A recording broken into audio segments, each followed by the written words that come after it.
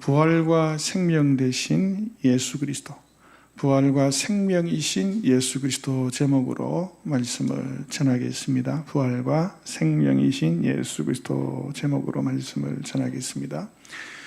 요한복음에는 예수님께서 예수님이 누구신지 어떤 분이신지를 8가지로 선언합니다. 오늘은 6번째 선언입니다. 6번째 선언.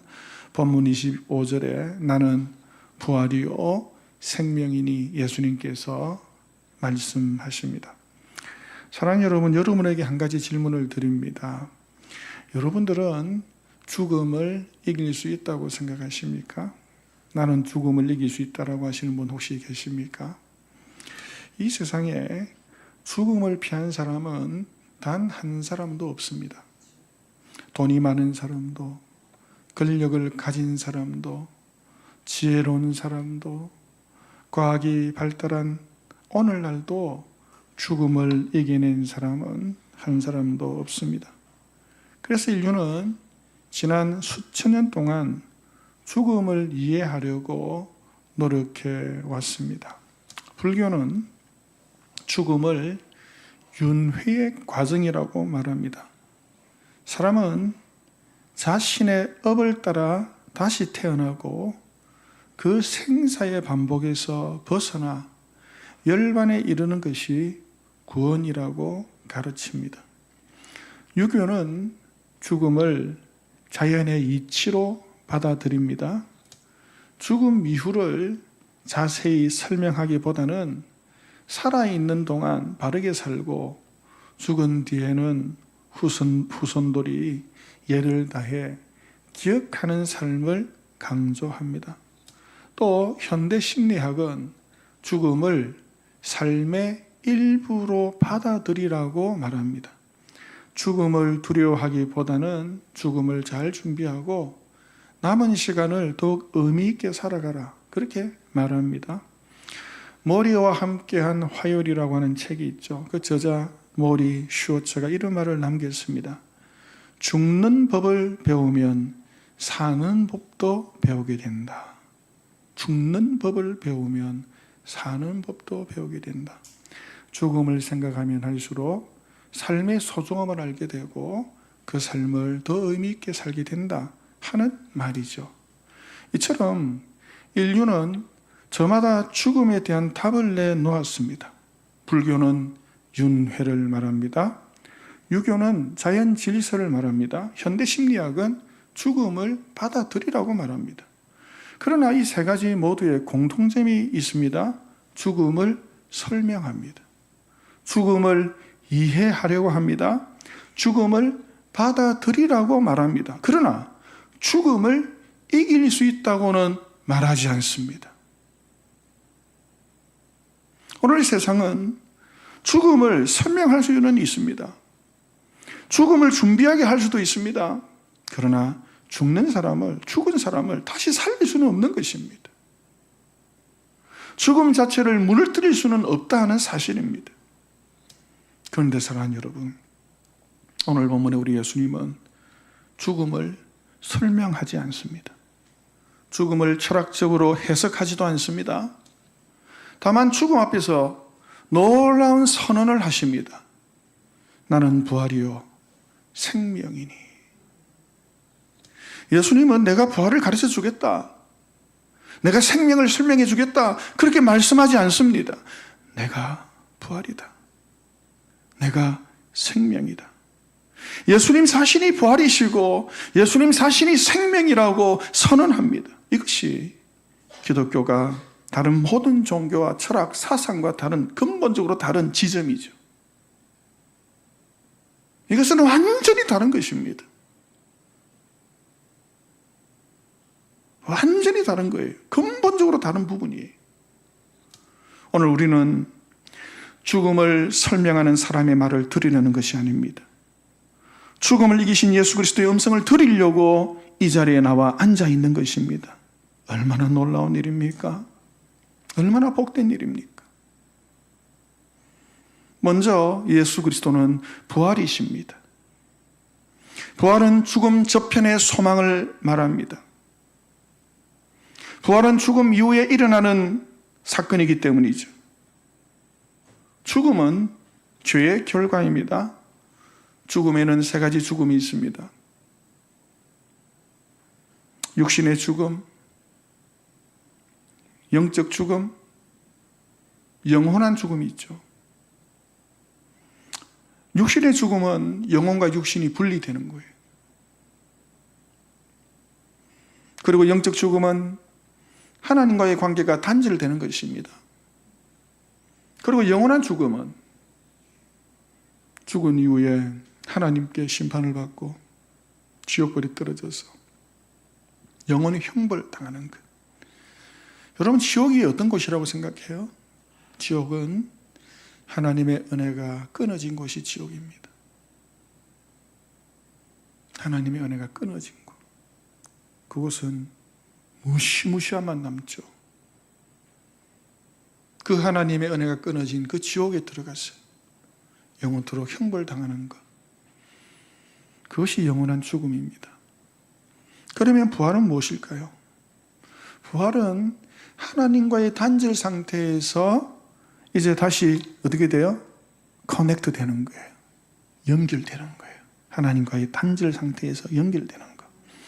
또 지옥의 영원한 무서운 형벌이 아니라 천국에서 영생 복락을 누리는 것입니다. 또 분리된 영혼과 육신이 우리 예수님께서 구름 타고 이 땅에 다시 오실 때에 육체가 땅에서 다시 일어나고 살아나고 영혼은 천국에 가 있죠. 그 영혼이 이 땅에 육체와 결합해서 이제 천국으로 들어가서 영원토록 사는 것. 이것이 부활입니다. 부활. 그래서 이 부활이라고 하는 것은 죽음 저편의 소망이 되는 거예요. 부활은 죽음 저편의 소망이에요. 그런데 오늘 예수님과 이 마르다의 대화의 흐름이 참 중요합니다. 23절에 예수님께서는 마르다에게 내 오라비가 다시 살아나리라 그렇게 말씀하죠. 그러자 24절에 마르다는 마지막 날 부활 때에는 다시 살아날 것을 내가 압니다 대답해요. 마르다는 자기 오빠 나사로가 죽었기 때문에 이제는 끝났다 생각하고 있는 것이죠. 그래서 세상 마지막 날 부활의 때에 우리 오빠가 다시 살아나게 될 것입니다. 그렇게 대답했던 거예요. 그런데 예수님께서는 여기서 놀라운 선언을 하십니다. 25절에 나는 부활이요. 나는 부활이요. 예수님께서 나사로를 다시 살리려고 했다고 하면 내가 너의 오빠 나사로를 지금 당장 살릴 거다. 그렇게 말씀하는 게 맞죠. 그러나 예수님은 그렇게 말씀하시지 않고 나는 부활이다. 내가 부활이다. 예수님은 그렇게 선언하십니다. 예수님의 이 말씀이 무슨 의미일까요? 지금 예수님은 부활은 죽음 이후의 소망인데 그러나 부활은 단지 죽음 이후에만 필요한 교리가 아니다 하는 사실을 지금 마르다에게 말씀하시는 거예요. 부활은 지금 우리가 살고 있는 이 자리에도 필요하고 또한 우리가 얼마든지 부활을 경험하고 누릴 수 있다는 사실을 예수님은 지금 마르다에게 말씀하는 거예요. 그리고 이 부활의 중심에 예수 그리스도가 계시다고 하는 사실을 지금 마르다에게 말씀하는 거예요. 이것이 뭐예요? 내가 부활이다. 나는 부활이다 하는 이 말씀의 의미인 것이죠. 우리 인생은 무덤에 들어가기 전에 이미 수없이 많은 죽음을 경험합니다. 사업이 무너질 때가 있습니다. 건강이 무너질 때가 있습니다. 사랑하는 사람을 잃을 때가 있습니다. 자녀 때문에 가슴이 무너질 때가 있습니다. 기도가 끊어지고 믿음이 식을 때도 있습니다. 겉으로는 살아있지만 마음속으로는 이제는 끝났다. 이제는 끝났다. 말하는 순간이 얼마나 많습니까? 그런데 예수님은 바로 이런 우리를 향해서 선언하십니다. 나는 부활이다. 나는 부활이다. 이 말씀은 내가 끝이라고 생각하는 바로 그 지점에서 내가 다시 시작하는 힘을 주겠다. 내가 다시 너를 시작하게 만들겠다 하시는 선언인 것이죠. 사랑하는 여러분, 부활을 죽음 이후의 사건으로 생각하지 마시기 바랍니다. 부활을 죽음 이후의 사건으로 생각하지 마시기 바랍니다. 지금 이 순간에도 우리 예수님은 얼마든지 부활을 우리로 하여금 경험하게 하십니다. 그래서 예수님께서 나는 부활이다 말씀하시는 것입니다. 예수님을 만나기 전 바울은 예수 믿는 사람을 잡아서 옥에 가두는 일을 했습니다. 그렇게 해서 초대 예루살렘 교회를 없앴죠. 문을 닫게 만들었던 장본인입니다. 그러나 바울이 다메섹 도상에서 부활하신 예수님을 만나게 되죠. 사울아 사울아 너가 어찌하여 나를 핍박하느냐. 이 한마디에 바울은 무너졌습니다. 부활하신 예수님 만난 거예요. 그리고 예수님께서 장차 내가 너를 이방의 빛으로 서리라. 그 한마디가 바울의 일평생의 비전이 되었습니다. 사명이 되었습니다. 그래서 바울은 목베어 순교당하는 그 순간까지 복음을 전하는 사도가 된 것입니다. 예수님의 수제자 베드로는 모든 사람이 다 예수님을 버린다 해도 저는 절대로 예수님을 버리지 않습니다. 호언장담을 했습니다. 그러자 예수님께서 그 베드로를 보면서 오늘 밤 다가오기 전에 너가 3번 나를 부인하리라 말씀하죠. 잠시 후 예수님이 체포가 되고 베드로는 두려움에 사로잡혀서 사람들에게 예수님을 모른다고 진짜 3번 부인합니다. 3번째 부인하고 나자 꼭기요 닭이 우릅니다. 베드로는 예수님의 말씀이 생각나서 밖으로 나가 심히 통곡했습니다. 그리고 그 길로 자기 고향 갈릴리로 돌아가지요. 갈릴리로 가서 다시 어부일을 합니다. 물고기를 잡습니다. 나 같은 놈이 무슨 예수님 제자가 된단 말이냐. 절망 중에서 물고기를 잡습니다. 그런데 그 절망의 자리에 부활하신 예수님께서 다시 찾아오십니다. 예수님은 베드로를 향해서 원망하지 않습니다. 책망하지도 않습니다. 밥을 먹이십니다. 그리고 너가 나를 다른 사람들보다 더 사랑하느냐 묻죠. 그러고 나서 내 양을 먹이라 예수님 말씀하세요. 이렇게 해서 베드로는 다시 예수님의 제자가 되고 초대교회를 일으키는 위대한 하나님의 종이 된 것입니다. 사랑하는 여러분, 이것이 바로 부활 사건입니다. 부활은 단지 죽은 몸이 다시 살아나는 것만이 아닙니다. 부활하신 예수님 만남으로써 죽었던 믿음이 다시 살아나는 것, 무너졌던 사람이 다시 일어나는 것, 실패로 끝났다고 그렇게 단정했던 내 인생이 하나님의 그 은혜로 사명을 새로 받아서 새로운 사명자로 시작하는 것, 이것이 다 부활입니다. 부활. 사랑하는 성도 여러분, 혹시 여러분 가운데 삶이 무겁게 느껴지고 지치고 힘드신 분이 있습니까? 나는 끝났다 하는 생각을 하시는 분이 있습니까? 돌이킬 수 없는 큰 실수로 무거운 마음을 가지고 사시는 분이 있습니까? 죄 때문에 하나님 앞에 설 수 없다고 하는 분이 있습니까? 예수님 앞으로 나오십시오. 예수님 만나면 예수님은 우리를 다시 살리십니다. 예수님은 다시 우리를 일으키십니다. 우리를 다시 회복시키십니다. 오늘 예수님 만나고 다시 살아나고 회복되시는 귀한 주일 되시기를 주님 이름으로 축원합니다. 축원합니다. 두 번째로 예수 그리스도는 생명이십니다. 예수 그리스도는 생명이십니다. 예수님은 나는 부활이요 말씀하신 이후에 이어서 생명이니 말씀합니다. 나는 생명이다. 모든 생명의 근원은 예수님이다 하는 말이에요. 예수님 때문에 이 세상의 모든 생명체가 생존하고 있다 하는 말입니다. 예수님 때문에. 예수님이 생명이기 때문에. 예수님이 생명의 근원이시기 때문에 이 세상의 모든 생명체가 존재한다는 것입니다. 그래서 부활이 죽음 저편의 소망이라고 하면 생명은 죽음 이편의 소망이죠. 죽음 이편의 소망이.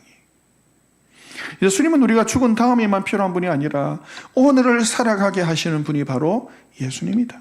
이 사실을 우리에게 말씀합니다. 사랑하는 여러분, 사람을 살리는 것은 환경이 아니라 생명의 근원입니다. 밤하늘을 보면 달이 얼마나 밝습니까? 그런데 달은 스스로 빛을 내는 천체가 아니죠. 달이 밝은 이유는 태양빛을 받고 있기 때문이에요. 태양빛을 반사하기 때문에 달이 밝게 빛나는 것입니다. 만약 태양이 없다면 달은 캄캄한 돌덩이에 불과하죠. 우리도 마찬가지입니다. 사람들은 돈이 나를 살린다고 생각해요. 건강이 나를 살린다고 생각해요. 능력, 실력이 나를 살린다고 생각해요. 그러나 그것은 생명의 근원은 아닙니다. 생명의 근원은 예수 그리스도이십니다. 예수님과 연결되어 있을 때 비로소 우리의 삶도 빛을 내죠. 생명을 느끼게 되는 것입니다. 사막에는 종려나무가 있습니다. 사막 한가운데 온도가 40도가 넘습니다. 그런데 그 뜨거운 태양 아래에서도 종려나무는 푸른 잎을 간직합니다. 사람들은 저 나무는 어떻게 해서 저렇게 살지 궁금해해요. 그 이유는 겉에 있는 것이 아니죠. 나무 겉에 있는 게 아니에요. 뿌리가 깊은 곳에 수맥에 연결되어 있기 때문입니다. 밖은 뜨겁습니다. 그러나 안은 생명이 계속해서 그 물과 함께 공급이 되는 거예요. 성도도 그렇습니다. 밖에서는 환난이 있습니다. 눈물이 있습니다. 실패가 있습니다. 그러나 예수님과 연결되면 예수님 때문에 그 생명이 그 속으로 계속해서 공급이 일어나는 것이죠. 그래서 살게 되는 거예요. 그러므로 환경이 아니라 생명의 근원이 우리를 살게 합니다. 이 생명의 근원이 누굽니까? 예수님께서 말씀해요. 나는 생명이다. 나는 생명이다. 오늘 예수님의 생명이 저와 여러분 안에 충만하게 연결되고 예수님께 주시는 풍성한 생명력을 날마다 누리며 살아가는 우리 모두 되시기를 주님 이름으로 축원합니다. 축원합니다. 세 번째로 예수님을 믿는 자가 부활과 생명을 얻습니다. 예수님을 믿는 자가 부활과 생명을 얻습니다. 25절과 26절에 나를 믿는 자는 죽어도 살겠고 무릇 살아서 나를 믿는 자는 영원히 죽지 아니하리니 말씀해요. 여기 중요한 말은 나를 믿는 자는 이라는 말이에요. 또 26절에 이것을 믿느냐 예수님은 마르다에게 묻습니다. 그래서 27절에 마르다는 주여 그러하외다 주는 그리스도시요 세상에 오시는 하나님의 아들이신 줄 내가 믿나이다 고백합니다. 예수님은 이 부활과 생명에 대한 이야기를 마치시고 이어서 믿음에 대한 이야기를 해요.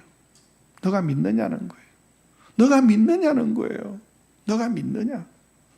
왜 이렇게 하십니까? 부활과 생명은 예수님을 믿는 자에게 임하기 때문이죠. 예수님을 믿을 때에 부활과 생명이 그 사람에게 흘러 들어온다는 거예요. 그 사람이 소유할 수 있다는 거예요. 예수님을 믿을 때에. 모든 사람이 자동으로 부활과 생명을 얻는 것이 아닙니다. 착하게 살았다고 해서 부활과 생명을 얻는 것이 아닙니다. 교회에 오래 다녔다고 해서 부활과 생명을 얻는 것이 아닙니다. 예수님을 구주로 믿을 때에 부활과 생명을 얻게 된다. 예수님이 지금 말씀하고 있어요. 그래서 너가 믿느냐? 그렇게 물으시는 것입니다. 여러분, 오늘 여러분들은 예수님 믿으십니까? 믿으십니까? 예수님 믿으십니까? 예수님 믿느냐고? 예수님 믿고 있습니다.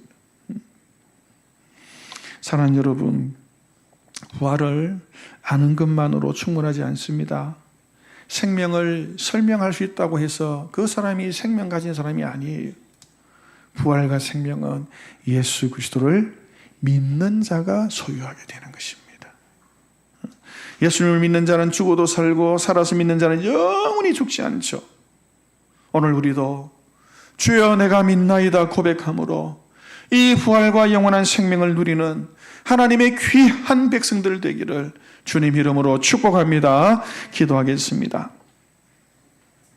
사랑의 하나님 아버지, 부활과 생명이신 예수 그리스도를 굳게 믿는 믿음을 우리에게 더하여 주옵소서. 어떤 절망 속에서도 주님 안에서 소망을 잃지 않게 하시고 오늘도 생명의 능력으로 살아가며 마지막 날 영광스러운 부활에 참여하는 복된 성도 되게 하옵소서. 예수님의 이름으로 기도하옵나이다. 아멘.